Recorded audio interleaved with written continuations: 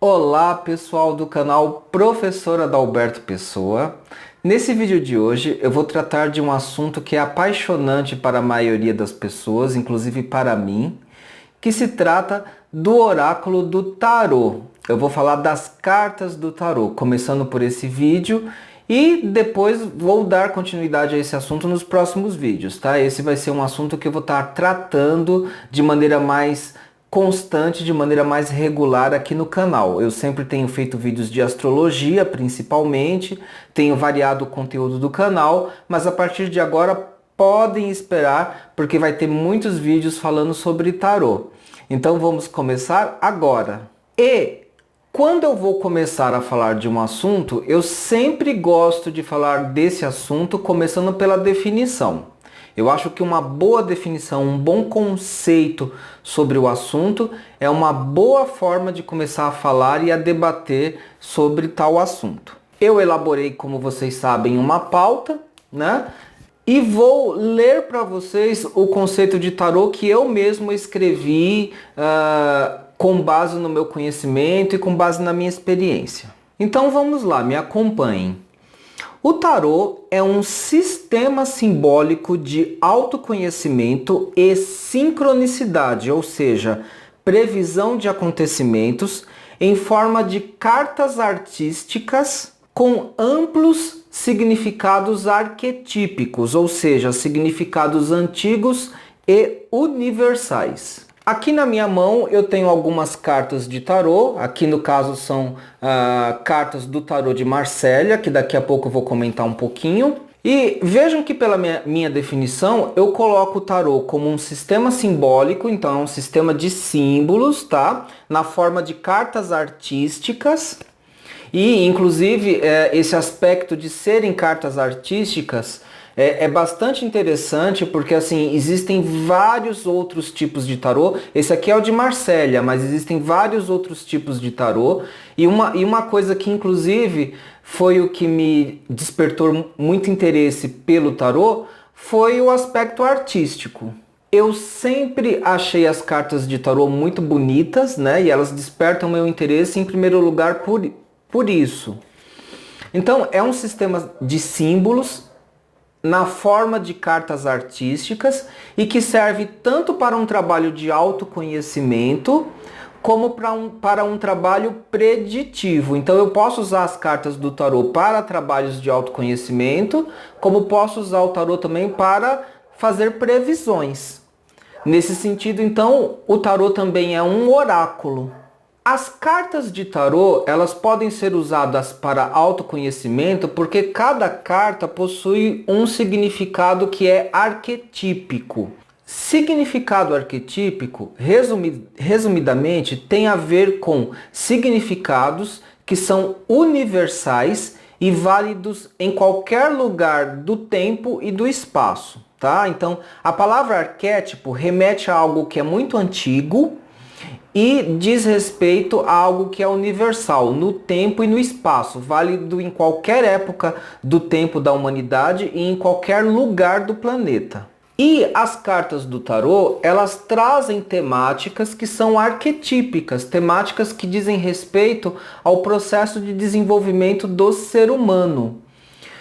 Esse caráter arquetípico das cartas, tá, é o que permite você fazer um trabalho de autoconhecimento através do tarô.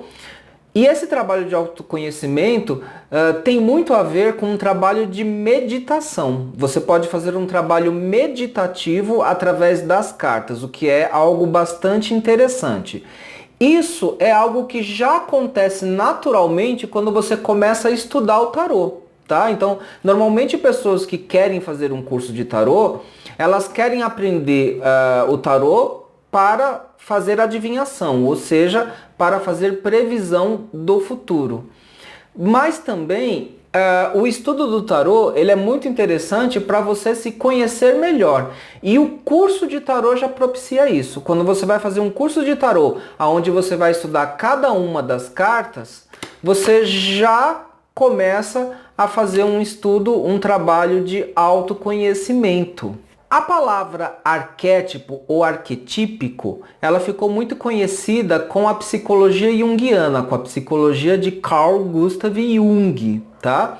Então, é dentro do arcabouço da psicanálise ou da psicologia junguiana que nós temos esse conceito dos arquétipos como símbolos muito antigos e que têm um caráter universal no tempo e no espaço. Símbolos arquetípicos existem não apenas no tarô, mas em todos os oráculos praticamente. Nós temos símbolos arquetípicos no tarô, na numerologia, na astrologia e no I Ching, por exemplo. Mas nós também temos símbolos arquetípicos em todas as mitologias, tanto as mitologias gregas quanto as mitologias indígenas, de vários povos indígenas. E nós temos símbolos arquetípicos, inclusive, na maioria dos sistemas religiosos, seja no budismo, no cristianismo ou no hinduísmo, para dar alguns exemplos. No futuro, eu vou fazer um vídeo explicando com mais detalhes o conceito de arquétipo, tal como apresentado por Jung. Mas, na verdade, esse conceito ele é bem antigo, tá, gente? O conceito de arquétipo já aparece, por exemplo, no filósofo Platão, por volta do século V a.C.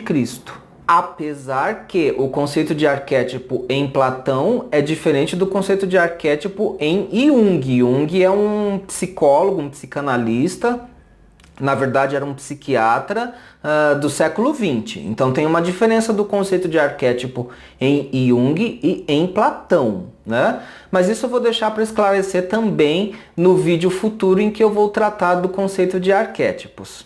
A maioria dos tarôs são formados por uma estrutura de 22 cartas de arcanos maiores. A palavra arcanos quer dizer segredos ou mistérios, então cada carta é um arcano, ou seja, cada carta é um mistério, ela tem um significado. E do ponto de vista junguiano, essas 22 cartas dos arcanos maiores, elas dizem respeito ao processo de desenvolvimento humano, desde o nascimento até a velhice. Então vejam que interessante, estudar o tarô, em primeiro lugar, tá, gente? Isso, eu quero deixar bem claro isso para vocês. Estudar o tarô em primeiro lugar é fazer uma viagem de autoconhecimento, tá? É fazer uma viagem de autodesenvolvimento. E depois que você faz essa viagem de autoconhecimento, de autodesenvolvimento, aí sim você vai aprender o outro aspecto importante da prática do tarô, que é a atividade de previsão do futuro, a atividade de previsão do destino. O estudo do simbolismo arquetípico do tarô é chamado de tarologia, tá? Tarologia é o estudo do simbolismo do tarô. E a taromancia é o estudo da prática de previsão do destino através das cartas de tarô, da adivinhação ou predição ou ainda previsão do futuro através do tarô.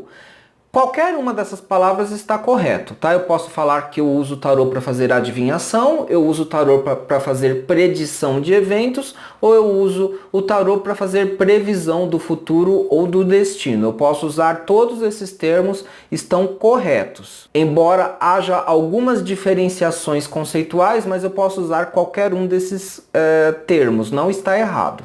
Além dessas 22 cartas dos arcanos maiores do tarô, existem ainda mais 56 cartas que são chamadas de arcanos menores do tarô.